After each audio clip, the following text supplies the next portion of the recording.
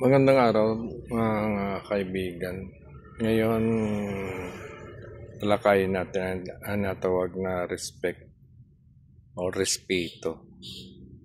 Paano ka respetuhin ng mga tao? Kasi mahirap na kung hindi ka marunong respeto eh. So,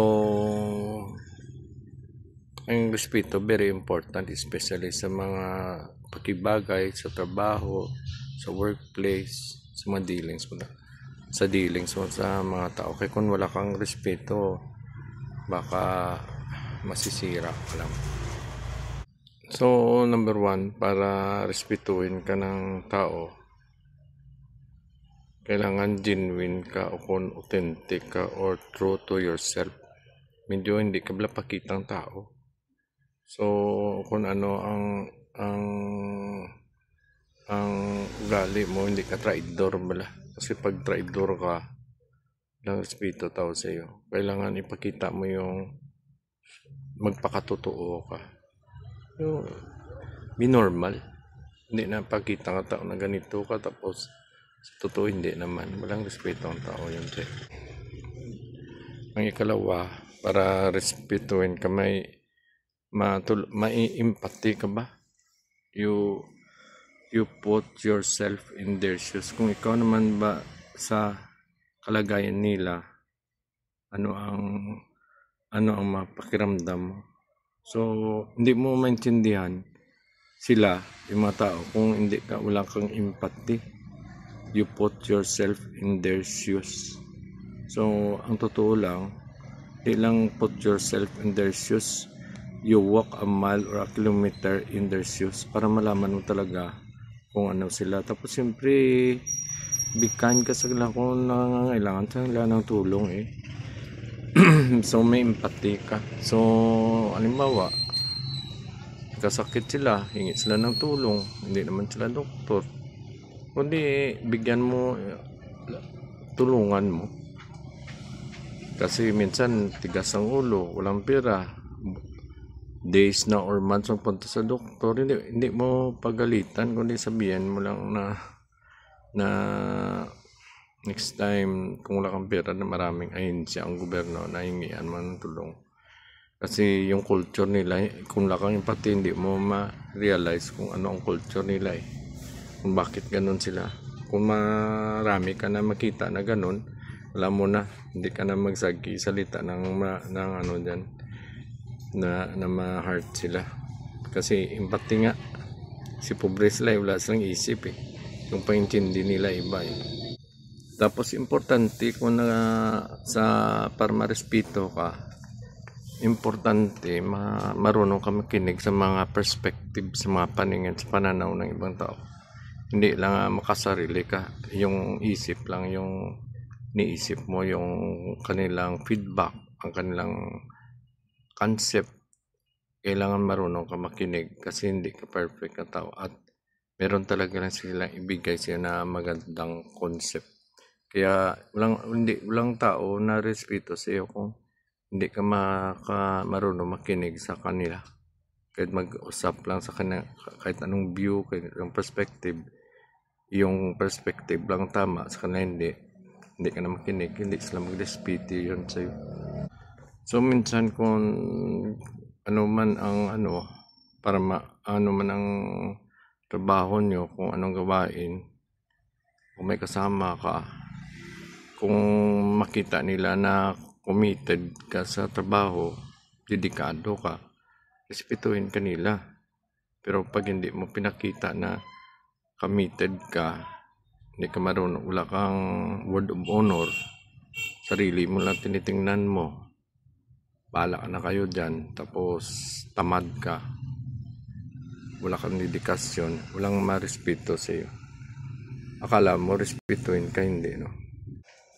So kung nagtrabaho ka o may gawain ka at ikaw ang expert, tulungan mo yung mga tauhan mo, make them knowledgeable, then they will respect you sa trabaho nyo. Pero pag may trabaho kayo, bubo ka rin, hindi ka rin nag-learn, walang respeto kasama mo sa iyo. So keep on improving yourself kung may trabaho. Kag be humble enough na to learn from your mistake and be teachable. Kasi pag ikaw na lang palagi ang matalino, hindi ka na magpaturo, depende yun sa'yo. Paano mo mawin ang simpati nila kasi akala mo kung sino ka, wala ka na, hindi ka naman perfecto. So kung ordinaryo ka na tao, panday ka man, carpenter, o mataas ka na tao, ikaw ang boss, be clear in your instruction. Kasi pag hindi clear, mali-mali ang trabaho ng tao, sisihin mo siya, pero sa totoo lang ikaw hindi clear ang yung instruction. Kaya halimbawa, sabihan mo, upload mo ako nito sa ito na number, mali pa lang binigay mo na number kaya hindi pumasok sa yung magagalit ka lang.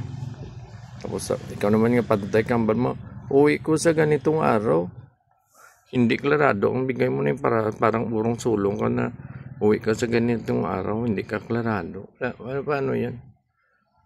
Na wala mo gin clear ba? Kaya pag hindi ka effective in communication, kag i-clear ang iyong instruction, paano magrespeto tao mo sa'yo? So kung may mga pinagawa ka sa mga katrabahador mo o kung hindi, kasama mo lang, so learn to appreciate sa mga ginawa nila. Kag-learn ka sa may gratitude ka ba? Parang may appreciate mo, be thankful. Learn nga, believe ka sa kanila, they will respect you kasi gin-appreciate mo ang trabaho. And always be accountable and responsible sa iyong mga kilos. Kasi pag accountable ka, responsible ka sa mga kilos mo, people will respect you. Pag nagkamali, accept ang pagkamali mo and learn from your mistakes para they will respect you. Pero pag you won't own your mistake tapos blame ka ng blame dyan, wala ka nang kasama. And sigurado hindi ka nila respetuhin yan. Tapos do not judge the book by its cover. Treat everybody fairly even without background. Pero para ma-respect ka rin, kasi do not judge the book by its cover hindi mo alam na ibasa. Halimbawa, maraming tao nga akala mo pobre, yun pala hindi. Kaya akala mo kung sino ka, yun pala walang wala. Lalo na pag mga tindera, HR ka na yan, na hindi mo kilala ang tao, bangko ka, akala mo ang kliyente mo ordinaryo na tao, yun pala maraming pera, yun maraming salesman ganun. HR ka na, hindi ka pa marunong hindi mo kilala ang tao, akala mo hindi mo pala alam. HR ka dyan sa company nyo, customer service, hindi mo kilala ang tao, akala mo kung bugoy o kung ano dyan, hindi mo alam pala na major depositor nyo kag client ang tao na yun. Kaya who will respect you? Kasi na-violate mo na ang trust niya, ang iyang mga matalino yun Akala mo ikaw lang matalino, kaya pag underestimate tao at hindi mo alam si ganito siya, paano ka respetuhin ng mga tao na ganun? Kasi nakita na ugali mo. You don't treat everybody fairly. And siyempre, para respetuhin ka, lead by example. Hindi na iba ang salita, iba ang gawa. So, para ma-respect ka ng mga tao, siyempre, respect them and situate ng ugali mo. Dapat respetuhin ka kung ugali mo, hindi. Wala kang respect. Walang taong mag-respect sa'yo.